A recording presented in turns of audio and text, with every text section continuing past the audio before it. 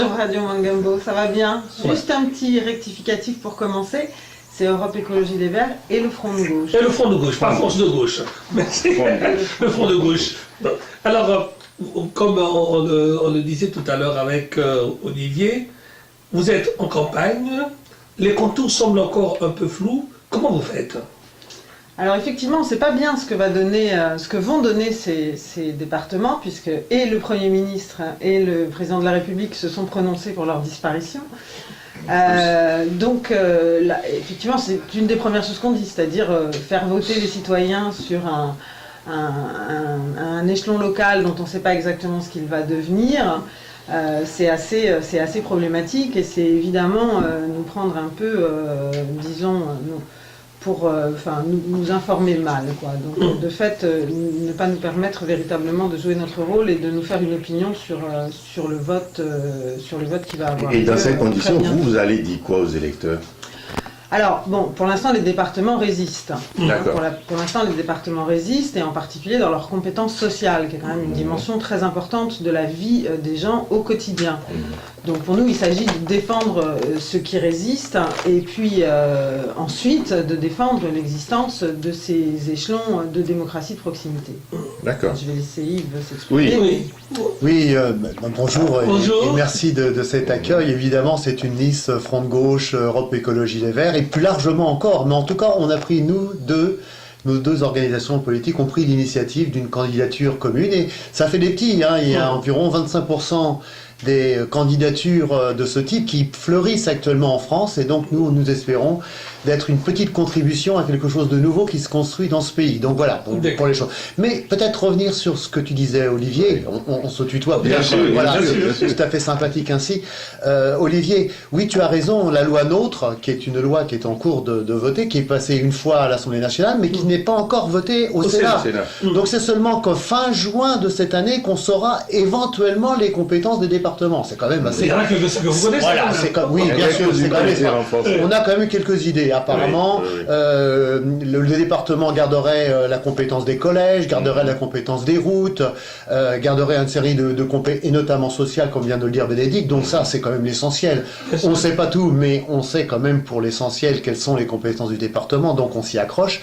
Mais surtout, il s'agirait de faire perdre au département sa compétence générale, c'est-à-dire sa capacité de pouvoir dire, ben voilà, il y a des citoyens qui sont embarrassés, il y a des problèmes, il y a des besoins humains sur un territoire, et ben moi, département, parce que j'ai un rôle de proximité très fort, et ben je m'en saisis, je l'approprie.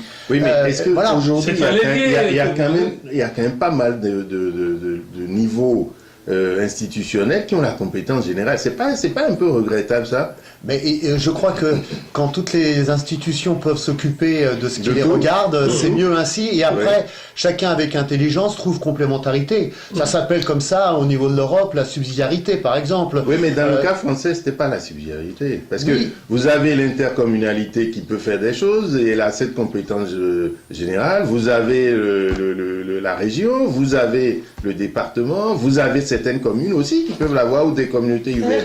Ça fait quand même beaucoup, non?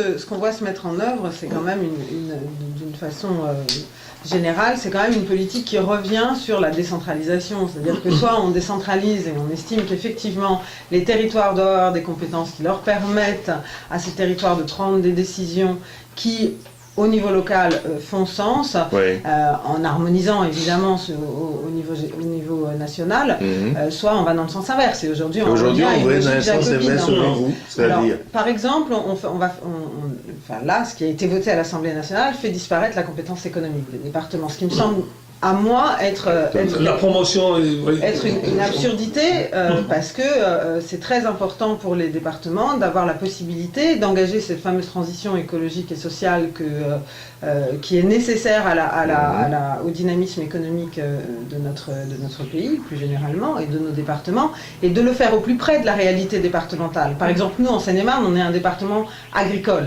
On est un des seuls départements, on est le seul probablement d'ailleurs en Île-de-France avec un peu les Yvelines. Qui reste un département agricole. Il faut investir dans la transition agricole de la Seine-et-Marne. C'est essentiel. Et ça, qui mieux que le département sait Où le faire, comment le faire. Aujourd'hui, c'est la région région qui a la responsabilité, semble-t-il, du développement économique. Mais juste pour revenir quand même, pour aider nos auditeurs qui vous suivent, vous êtes sur le canton de Melun, les cantons ont été redéfinis, est-ce que ça vous convient? Est-ce que vous avez quelques réserves par rapport au redécoupage de nos cantons aujourd'hui? Mais vous voyez, toute la question, c'est de savoir qu'est-ce qui est intéressant dans une bouteille. Oui. Le contenant ou le contenu? Oui. Bon. Nous, on estime que c'est plutôt le contenu. Alors après, il faut trouver les bons découpages qui correspondent réellement aux besoins des gens, au territoire, à la réalité humaine. Pas à la réalité des patrons, à la réalité humaine. Voilà. À la réalité des hommes et des femmes. Quand ils y travaillent, ils y vivent, ils étudient, ils s'aiment, ils ont des projets, ils veulent avoir des enfants. Vous voyez, c'est projets de vie. Voilà. Non, on définit un territoire, on définit notre pays en fonction des besoins économiques ou des besoins financiers. Donc, vous voyez, déjà, c'est une première question.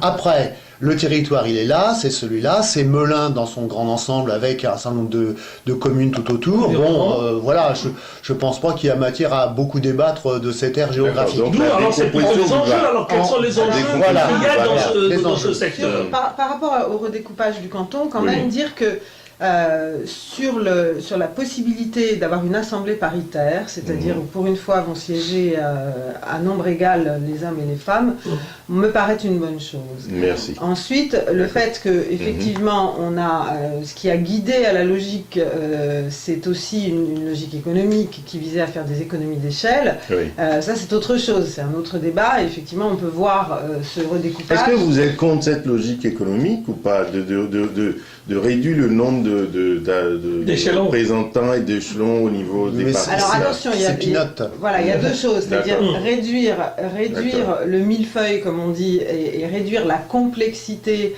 de ces multiples représentations politiques, démocratiques, pourquoi pas. Maintenant, faire des économies d'échelle, pour le principe de faire des économies d'échelle, s'inscrit dans une politique d'austérité qui à nous ne va pas. C'est-à-dire qu'on est dans une démarche qui est inverse à la démarche gouverner au département. Vous alliez à qui? Donc juste, je veux compléter. Vous venez de passer 10 ans, les 10 dernières années sur le département de la Seine-et-Marne dans une coalition qui était pilotée avec le PS. Et pourquoi ne pas avoir reconduit cette alliance pour vous allez un peu vite en besogne, il s'agit seulement d'un premier tour. D'accord. Dans un premier tour, nous on pense que toutes les forces politiques ont la possibilité de s'exprimer. C'est ça la démocratie. D'ailleurs, oui, mais ça a toujours été ainsi. C'est seul pour les élections municipales et encore, où il peut y avoir une conception d'une coalition dès un premier tour, etc. pour une cohérence. Bon, souvent parce que ça correspond à des réalités locales. Les élections départementales ou l'élection législative, la gauche, elle part pas divisée, elle part chacun avec sa propre expression, sa propre identité, sa propre intelligence, et puis ensuite au second tour, on se retrouve ensemble pour combattre. C'est aussi pour ça d'ailleurs que nous sommes un peu malheureux comme les pierres, puisque nous nous sommes retrouvés au second tour des élections présidentielles à aller vers aider et contribuer à la victoire d'un candidat qui malheureusement avait fait de la finance son ennemi, et puis qui le lendemain matin en a fait son ami intime. Et c'est aussi cela, et c'est ça qui déclenche aujourd'hui que nous sommes dans une politique austéritaire. Ensuite, après, à l'échelon départemental, on va dire que c'est à peu près la même chose. Si au second tour, nous avions, Bénédicte et moi, la chance d'être élus, et nous l'espérons, nous nous retrouverions... Bien sûr, nous nous retrouverions avec des conseillers généraux socialistes, des conseillers généraux verts, des conseillers généraux divers gauche, ou d'autres encore, à créer une coalition et une majorité départementale qui irait dans le bon sens, celui des intérêts des Seine-et-Marnais, eh bien, on le ferait volontiers. Bénédicte, alors, oui, moi, je voudrais quand même réagir à ça, parce que alors au niveau départemental, effectivement, on avait un conseiller général Europe Écologie Les Verts. Ce conseiller général a pu faire un certain nombre de choses, Jandet, en particulier pour la question de l'eau, et en l'occurrence, il a fait des choses, à mon sens, assez formidables, enfin très positives. Mais il faut quand même savoir qu'il a pu le faire aussi parce que la majorité socialiste avait besoin de sa voix, et comptait sur sa voix. Par contre, par exemple, M. Eblé a voté à l'Assemblée nationale la possibilité d'utiliser des insecticides dont on sait qu'ils sont extrêmement nocifs pour les abeilles. Donc, voilà, les charges, il a au moins bloqué pour les schiste, le gaz de schiste. Voilà, on peut pas. Il a effectivement, il peut pas.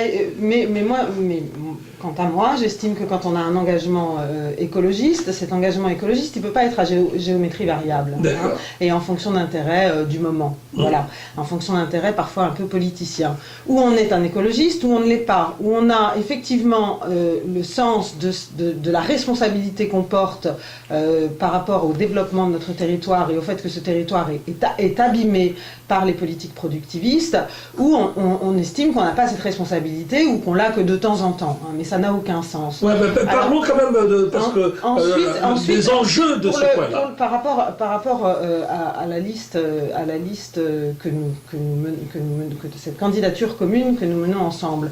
Pour ce qui nous concerne, les Verts, au municipal, nous étions déjà tout seuls au premier tour. Nous nous étions déjà présentés avec un programme spécifique de gauche et écologiste et que nous estimions avoir apporté avec, en l'occurrence, le parti de gauche. Donc nous sommes dans la continuité d'une démarche que nous faisons depuis quand même un certain temps. Et le gouvernement socialiste vient par exemple de prendre une décision qui me semble totalement inique, il diminue l'aide à l'agriculture biologique de 25%. Donc on ne peut pas cautionner des politiques ultralibérales et qui sont productivistes quand on est un écologiste. Il y a un moment, il faut prendre ses responsabilités. Alors parlons pour les populations de ce canton. On est à combien la population du canton de c'est 60, j'ai regardé ça tout à l'heure. 63 000. Voilà. Qu'est-ce que vous avez envie de dire à ces 63 000 Seine-et-Marnais qui sont dans votre canton pour qu'ils viennent voter pour votre liste au premier tour? Alors je vais faire le lien avec ce que vient de dire Bénédicte, parce que vous voyez, l'on peut être ensemble et garder toute notre sensibilité, notre intelligence humaine. Et c'est justement cela qu'il faut que l'on fasse. Il faut qu'on fasse de la politique autrement. Et la politique autrement, c'est se dire déjà dès le départ que ce qui nous rassemble est bien plus important et bien plus fort que ce qui nous sépare et ce qui nous divise. Et qu'est-ce qui vous rassemble? Et pour le coup, il peut y avoir de vraies différences avec les socialistes. De vraies différences. Et le dire. Et là, je suis d'accord, on ne peut pas être blanc d'un côté et noir de l'autre. Qu'est-ce qui vous rassemble alors? Voyez, alors, ce qui nous rassemble, d'abord, cette première volonté, c'est celle de dire que nous devons ensemble trouver des solutions, trouver une démarche, donner un espoir qu'il y a autre chose de possible dans ce pays que de vivre l'austérité à perpétuité. Voilà. C'est impossible pour des gens, pour des hommes et des femmes de ce pays, des travailleurs, des chômeurs, des gens qui sont dans la misère, et surtout des enfants ou des jeunes, de se dire vous êtes condamnés à vie à l'austérité. Très bien. Ça ce n'est pas possible. C'est le premier point. D'accord. Le deuxième point, mais je pense que Bénédicte et moi nous allons y revenir largement, c'est que nous pensons qu'il y a autre chose à faire. Parce qu'on nous fait croire qu'il n'y a que cette solution-là. Vous voyez, on pleure les armes de crocodile en disant oui, mais l'austérité, mais on ne peut pas faire autrement, monsieur Dard. C'est le premier point. L'autre point. Voilà. Oui, le deuxième, c'est que nous pensons qu'il y a une autre alternative à l'austérité. D'abord, on choisit les besoins humains comme étant notre boussole plutôt que les besoins de la finance. Ça, vous allez voir, ça va déjà changer pas mal d'éléments. Deuxièmement, l'on se dit qu'il faut qu'on donne priorité à l'humain, au social, et puis à l'écologie. On va faire un mariage. Souvent, on se parle mutuellement, mais on ne se marie pas sur ce côté-là. Donc on veut, nous, qu'il y ait un mariage intelligent entre la solidarité et l'écologie, par exemple. Vous voyez, bon... Et là, vas-y, je t'en prie, Bénédicte. Parce que c'est pas seulement un mariage de raison. C'est un mariage qui fait sens d'un point de vue économique. C'est-à-dire que on sait très bien qu'aujourd'hui, la transition écologique, ce sont des milliers d'emplois potentiels. Aujourd'hui, de quoi a besoin notre département? Notre département a besoin d'emplois. Notre département a besoin de répondre à la crise économique, exactement comme l'ensemble du territoire, et ça passe par la création d'emplois. Et comment on fait pour créer des emplois localement? Eh ben, on fait la transition écologique, on fait la transition énergétique. Concrètement, pour quelqu'un qui vous écoute réinvestit, par exemple, c'est quoi la transition écologique? On réinvestit dans la possibilité d'une autonomie alimentaire, créer les conditions d'une autonomie alimentaire. Par exemple, en faisant quoi? En aidant à la transition agricole, c'est-à-dire en aidant à revenir à une agriculture qui nourrit les hommes qui vivent à proximité. L'élevage, une agriculture maraîchère, soutenir l'installation de filières de transformation. Nous n'avons plus de filières de transformation de lait en Seine-et-Marne, alors que nous sommes par exemple producteurs on a 2 AOC autour du Brie qui font la fierté de la Seine-et-Marne. Mais alors mais le Brie est toujours le Brie de Meaux, le Brie de Melun, ils ne sont pas disparus. Oui, mais le lait n'est pas transformé ici, le lait n'est pas non plus produit ici. Produisons notre lait, transformons-le et consommons-le localement. Donc créer de nouveaux emplois dans cette filière qui s'inscrit dans la transition énergétique. Alors, restauration scolaire, plein de sujets, économie sociale et solidaire. Je voulais justement, qu'est-ce que vous pensez de cette loi, justement, qui met fin, parce que vous êtes venu dans une autre vie pour évoquer cette question de la restauration scolaire. Est-ce que, dans votre position d'élu, de conseiller départemental, est-ce que vous sauriez faire entendre raison? Parce que bien sûr la loi sur cette restauration est adoptée, mais on sait qu'il y a des villes qui bloquent, entre autres des villes qui sont dans votre canton. Alors, le département, Yves l'a rappelé tout à l'heure, a compétence sur les collèges. Oui. Donc déjà, le département pourrait faire en sorte, effectivement, que dans les collèges soit servie une nourriture biologique et le plus local possible. Parce qu'il est évident que pour l'instant... Qu'est-ce que vous proposez concrètement là-dessus? C'est quoi? C'est un pourcentage de produits locaux? Non, il n'y a pas... Comment vous voulez que ça se mette en place? Un pourcentage de produits locaux, il faut le maximum de produits locaux possible. Après, pour le biologique, on peut décider pareillement de faire 80, 90, 100% si c'est possible de nourriture biologique. Mais encore une fois, promouvoir le biologique, si c'est pas aussi pour promouvoir une économie sociale derrière qui développe du biologique, qui est non seulement bon pour la santé, mais qui est aussi bon pour les gens qui travaillent dans de bonnes conditions de travail, ça n'aurait pas de sens. Donc il faut qu'il y ait cet ensemble de conditions qui soient réunies. Mais il y a, à l'échelle de ville, il y a des choses qui ont été faites qui sont absolument remarquables. Je pense à la ville de Lons-le-Saunier, par exemple, qui a construit autour de cette idée de la restauration scolaire un programme de développement d'une agriculture biologique locale qui est formidable. Oui, mais une restauration scolaire qui était jusque-là fermée aux enfants des chômeurs. C'est ça la question. Aujourd'hui, il y a une loi qui a été votée, proposée par le député radical de gauche, qui rend obligatoire l'accès à la cantine scolaire à tous les enfants, pas seulement les enfants de ceux qui travaillent. Oui, mais je comprends votre souci, mais à la fois je crois qu'il faut qu'il y ait des actes forts, et donc la loi passe par là. Et puis, il peut y avoir plein de lois, il y a d'ailleurs plein de lois qui ne sont jamais appliquées, qui ne sont jamais mises en œuvre. Et donc, le plus important, en dehors de la loi, c'est le processus, la démarche, le chemin que l'on va ensemble parcourir. Certains parleront, et ça ne me gêne pas, de rapport de force. Comment on va créer les conditions, qu'il y ait un processus qui permet que ça se fasse. Il ne s'agit pas de faire un pourcentage de produits bio à la cantine scolaire. Bien mesurer l'avancée. Sauf qu'à un moment donné, s'il le faut passer par là, il faudra peut-être passer par là. Aujourd'hui, j'en sais rien.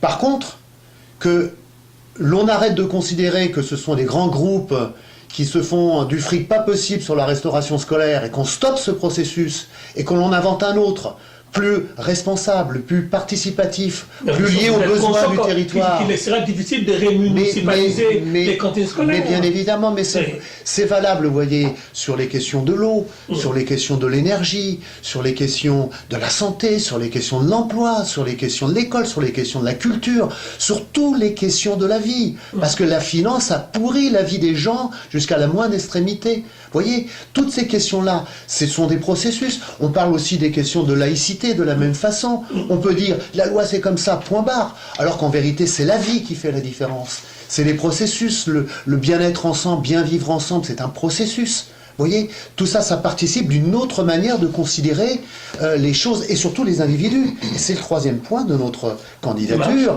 c'est que nous disons, c'est à nous d'écrire nos vies. Voilà. Il faut que le centre de la vie politique, ce soit les citoyens eux-mêmes. Et non plus une monarchie présidentielle, des baronnies, des grands élus qui décident et de tout cela à eux seuls.